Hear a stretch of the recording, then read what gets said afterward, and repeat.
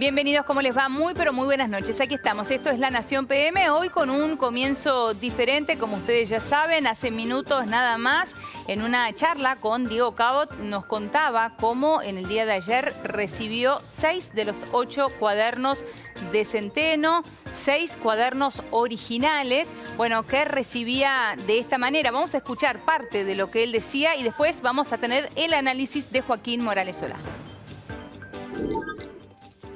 Bueno, un día normal, de trabajo normal, y en un momento sonó mi teléfono, una de las tantas veces que suena, y por alguna razón lo atendí. No estaba teniendo tantos llamados, y más lo cierto es que atendí, era una llamada que no tenía identificación, y alguien me preguntó si estaba en Buenos Aires con tiempo como para recibir documentación. Yo le dije que sí, y me dijo, bueno, te vamos a avisar. Y nada, bueno, seguí trabajando, no le di mayor importancia, y a media tarde volvió otro llamado, y me dijo, bueno, ¿por dónde más o menos estás? Yo le dije por dónde estaba, por dónde está La Nación. Yo estuve trabajando toda la tarde acá, y después otro llamado más, y quedamos en una esquina. Estuve más o menos a las 7:30 de la noche. Y estuve esperando 40 minutos, ¿Solo? más o menos, solo, 30, 40 minutos, como con muchos temores y demás. Ya se había hecho de noche, y en un momento recibí otra llamada y me dijo exactamente dónde era el lugar. Y bueno, y ahí fui. Y entonces en ese lugar me encontré con una persona con la que jamás había visto. Y bueno, Desconocido total. Desconocido totalmente. Entonces yo le empecé a, digamos, quería como el inicio de una conversación, claro, ¿viste? O sea, bueno, traemos alguna empatía. Y entonces terminamos hablando del tránsito, ¿viste? De que, clásicos, ¿no? Sí. Y entonces me dice, mira, igualmente, le digo, bueno, me imagino, o sea, ¿te puedo hacer alguna pregunta? Me dijo, no, mira, yo vengo a entregarte esto. Me dio una bolsa y la sacó de una mochila, me la dio y yo la agarré y enseguida vi. ¿La miraste? No la abrí en ese momento, sí, pero estaba abierta, o sea, era una bolsa como con manija abierta, y la miré, vi lo que había y lo metí en mi mochila. Y me dijo, mira, yo me tengo que volver al centro, y agarró su mochila y se fue. Fueron 30 segundos. Esa fue toda la conversación que tuviste. Esa fue toda la conversación que tuve, y ahí quedé, digamos, un poco paralizado, sin saber muy bien para dónde moverme, con esos momentos donde sentís, viste, que cada uno que pasa es un sospechoso, claro, que todos te están mirando. Bueno, traté de seguir con mi día, con mi noche, y a partir de hoy a la mañana, obviamente se lo conté, digamos, ya anoche mismo a José del Río, lo hablé con él y le dije, mirá, tenemos esto. Claro. Bien, y todo esto, bueno, a días de una elección general. Aquí está con nosotros Joaquín Morales Solá. Bienvenido, Joaquín. Muchas gracias, Laura. Un placer tenerte aquí nuevamente. Bueno, aquí parte de la crónica de Diego Cabot. En primer lugar, preguntarte cuál es tu impresión con respecto a esto que sucedió. A ver, acá hay dos planos. Uno es el plano judicial, institucional, que me parece muy importante. Muy importante que hayan aparecido los originales, porque durante un año se estuvo hablando desde los sectores cercanos a Cristina Kirchner que se trataban solo de fotocopias, más aún la trataban despectivamente, no hablaban de la causa de los cuadernos, sino de la causa de las fotocopias. De la fotocopia porque de los cuadernos, efectivamente es cierto. lo que Diego había presentado ante la justicia eran fotocopias de los cuadernos originales. Ahora aparecieron los originales, que fueron convalidados por la justicia como los cuadernos originales, es decir, ya no hay duda de que son los cuadernos originales. Esto desde el punto de vista judicial es muy importante en la causa de corrupción más importante que ha tenido la Argentina, en la descripción de la corrupción más minuciosa, precisa y detallada que se haya tenido de cómo se cobraban y se entregaban las coimas a funcionarios importantes del Estado. Sí, no solamente habla de funcionarios, sino que involucra empresarios. No, por eso digo, claro, cómo se entregaban. Sí, sí. Y los que entregaban eran los empresarios. De hecho, hay muchos empresarios muy importantes que están en la causa, algunos han estado presos, otros no porque se han arrepentido, casi todos, salvo los 2 o 3 kirchneristas, el resto se arrepintió todo y contó. Muchos han tenido que abandonar la dirección de sus empresas, han tenido que abandonar los directorios, y sé que en algunos casos están debatiendo los accionistas si deben entregar también las acciones o deben vender sus acciones para separarse totalmente de las empresas. Esto está pasando en el mundo empresario. De hecho, por eso no es una noticia desde el punto de vista, y ahora vamos al otro tema, el tema electoral, porque estamos a 3 días de las elecciones. Yo no creo que sea un tema que tenga enorme repercusión electoral. Es un tema que ya tuvo una enorme repercusión pública cuando se conoció. Hoy lo que se conoce es una precisión muy importante, un detalle muy importante que son los originales de esas fotocopias que fueron siempre auténticas. Pero la opinión pública ya absorbió eso, ya votó el 11 de agosto con el conocimiento de esta causa y de estos cuadernos. Y por otro lado, eso desde el punto de vista del peronismo, creo que son otras las cosas que pueden afectarlo al peronismo, pero no en la causa de los cuadernos, porque ya lo absorbió. Claro, no al votante del peronismo, sí. Desde el punto de vista de Macri, que creo que tampoco lo beneficia, porque de hecho hace poco el ministro de Producción, Dante Sica, en un reportaje público, le preguntaron por las razones por las que había caído la economía argentina y dio muchas razones, pero concluyó con una que nadie había dicho públicamente de parte del gobierno. Dijo, y la causa de los cuadernos. Claro, es cierto que lo decían... Lo decían off the record, pero no lo decían en público. Y Dante Sica lo dijo on the record. Así que no creo que sea tampoco una cosa que le alegre mucho a Macri, porque, digamos, esta causa está absorbida por la opinión pública y con esta causa, con todos los detalles, y no podemos olvidar la espectacularidad que tuvo en su momento, la espectacularidad de los empresarios que iban, algunos caían presos, otros se arrepentían ante el juez. Sí, lo veíamos los primeros momentos fueron... Y con eso se votó el 11 de agosto, digamos. Así que yo pienso que es por eso digo, desde el punto de vista judicial e institucional es importantísimo.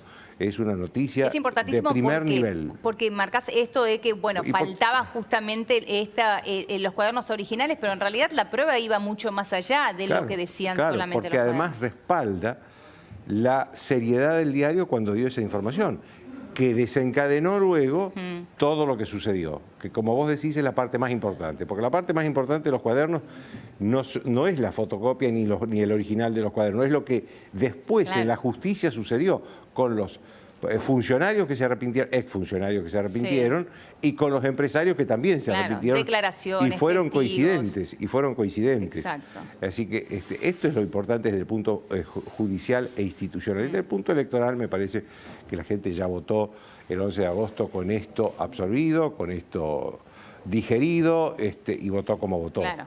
Otras cosas podrán cambiar con respecto del próximo domingo, pero no por esta razón, ¿no? Claro, es lógico que genere sospechas porque es justo en este momento, ¿no? Claro, esto va a provocar seguramente en el peronismo muchas especulaciones y denuncias de por qué ahora, por qué en este momento, que esto es una operación.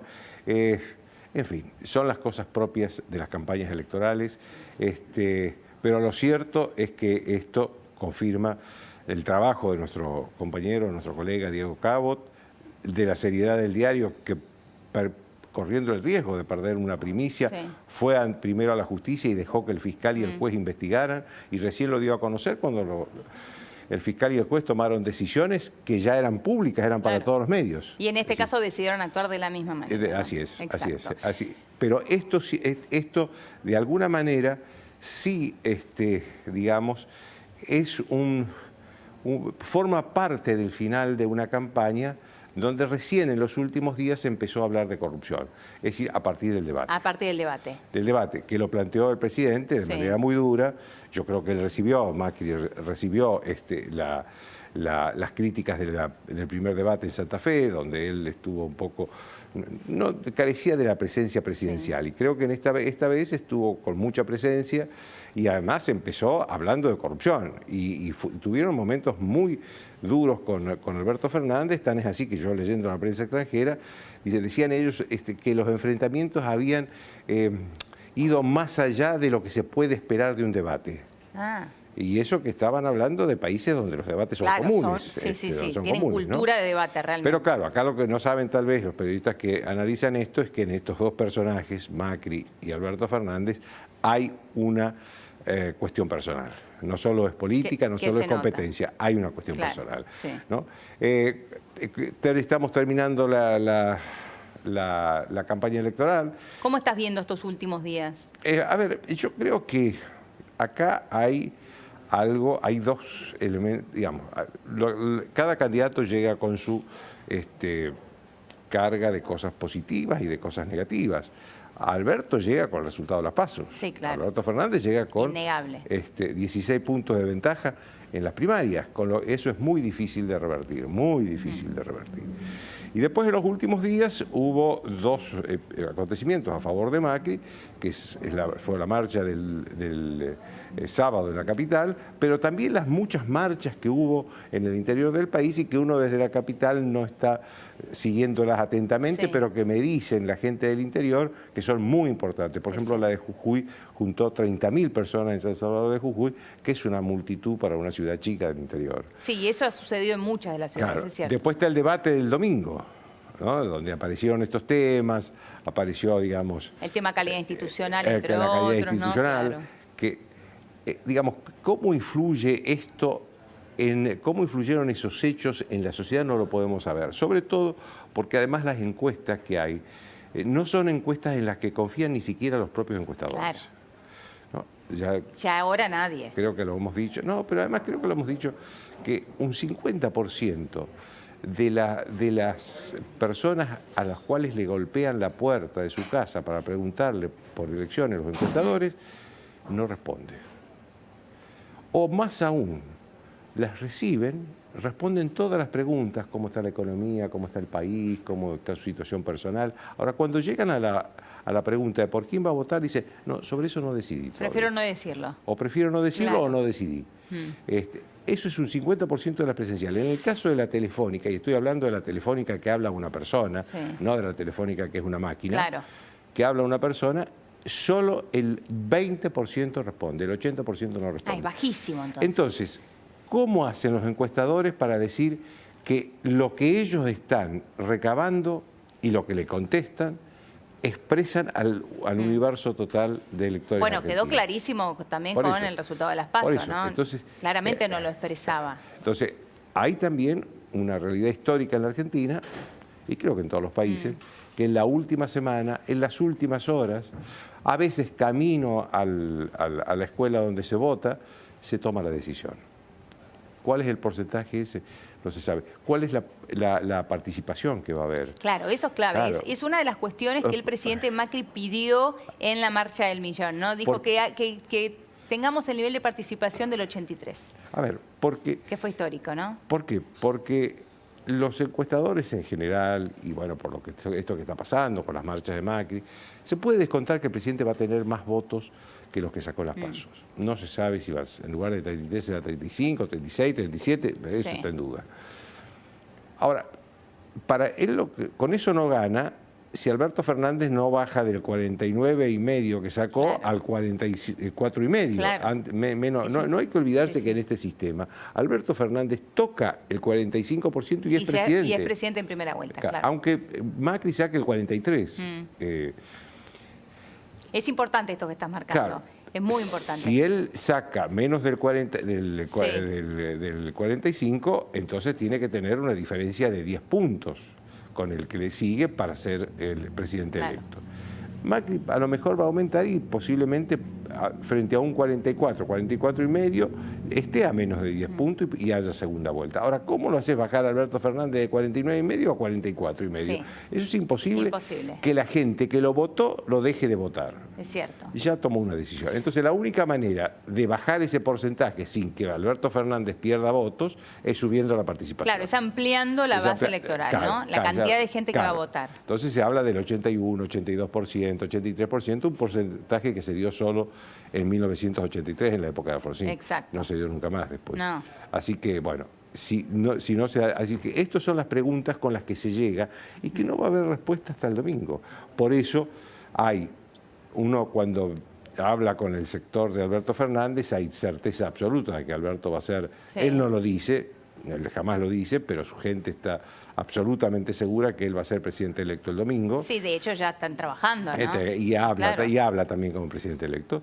Y del lado de Macri dice, no, que hay esperanza de que, no todos los funcionarios, pero sí el presidente, sí su equipo más cercano, está pensando que con una esperanza creciente de que van a ir a una segunda vuelta. Ahora, de que van a ir a una segunda vuelta. Ojo, Macri, la esperanza de Macri no es que va a ganar en primera vuelta, es que va a ir a una segunda vuelta. Ahora, eso también tiene que ver con que hay que transmitir esa esperanza, porque es muy importante también, según la cantidad de votos, es la composición que tendremos del nuevo Congreso, ¿no? Bueno, yo creo que esta es una conquista importante que el presidente ha hecho en los últimos tiempos con estas marchas. Porque, digamos, lo esperable después de la elección del 11 de agosto era que el presidente cayera en los votos del domingo próximo, del 27 de octubre. ¿Por qué? Porque la gente decía, bueno, esto ya se resolvió, ya se resolvió. Yo no voy a votar, o me doy el lujo de votar por Esper, por Del Caño, por Gómez Centurión, por Labaña, Pero lo que el presidente ha hecho, y la verdad que es un esfuerzo infrahumano lo que ha hecho, de recorrer 30 ciudades todos los días en una ciudad distinta, lo que demuestra que Macri no solo es un ingeniero, no solo es un señor que llegó por la casualidad, sino que como todos los presidentes tienen que tener algún fuego interno que los lleva para ser presidente, y que son, en última instancia y en el buen sentido de la expresión, animales políticos. Claro, para poder sostener para todo poder esto. sostener hasta físicamente esto. Y lo que hizo fue abroquelar ese porcentaje que sacó y aumentarlo precisamente para tener una presencia de la oposición importante en el Congreso. Y también para ser él, a partir, si no llega a tener ninguna posibilidad, a partir del lunes, el jefe de la oposición al albertismo, kirchnerismo triunfante, y después al que va a gobernar, ¿no? Ese no es un tema menor, esto que estás mencionando, ¿no? ¿Cómo queda él internamente en Cambiemos? Yo creo que lo que él demostró con estas marchas es que no hay un dirigente no peronista que sea capaz de convocar estas multitudes. No hay un dirigente, no lo puede hacer ni María Eugenia Vidal, ni Rodríguez Larreta, ni Cornejo, no lo puede hacer nadie. El único que puede convocar estas marchas es Macri, por lo tanto se está colocando en el futuro presidente, si es que le toca la buena suerte de ir a una segunda vuelta y ganarla, o en el líder de la oposición, Alberto Fernández, que seguramente ese es también parte de su proyecto, ¿no? Ahora, Joaquín, por último, brevemente, ¿cómo crees que se mete toda la cuestión y todo lo que se está viviendo en la región en la campaña electoral? A ver, yo creo que lo que se está viviendo en la región dentro de la campaña electoral no creo que tenga mucha injerencia. Sí me parece, porque los argentinos están votando con la situación que está en la Argentina y cada uno vota con la situación que uno siente cuando se mete solito en el cuarto oscuro. Creo que sí hay lecciones para sacar de lo que está pasando, porque pasó en Ecuador, pasó en Chile. En primer lugar, primera conclusión, la desigualdad social en América Latina es el peor problema que hay, el mayor problema que hay, estructural, porque ha sido siempre así. Es la zona considerada por las Naciones Unidas con mayor desigualdad social del mundo. Y creo que cualquier gobierno que venga tiene que hacer algo para que la Argentina, por lo menos, empiece a resolver ese problema. Porque ha sido históricamente, antes de esta situación de los últimos 20, 30 años, ha sido históricamente el país que menos desigualdad social tenía. De hecho, era el país que se distinguía en América Latina por una clase social, clase media muy amplia, fuerte, ambiciosa, con ganas de progresar. Entonces creo que la primera lección que tiene que sacar es que tiene que sacar el futuro gobierno, o sea, el que sea, es que algo debe hacer por la desigualdad social que sí existe hoy en la Argentina. Y lo otro es cómo tomar medidas que a veces son impopulares y son necesarias tomarlas. digamos, está visto que como lo tomó Sebastián Piñera en Chile, no es la manera que como lo hizo Lenín Moreno tampoco. Un organismo asesor le dijo que tenía que aumentar y aumentó, como lo hizo Lenín Moreno tampoco, que era un consejo del Fondo Monetario Internacional. No está, digamos, acá hay que hacer las reformas en el marco de un acuerdo político y social muy amplio. Claro. Que no solo incluya a la oposición política, sino también a los sectores sociales, a los sindicatos, a los empresarios, a los movimientos sociales.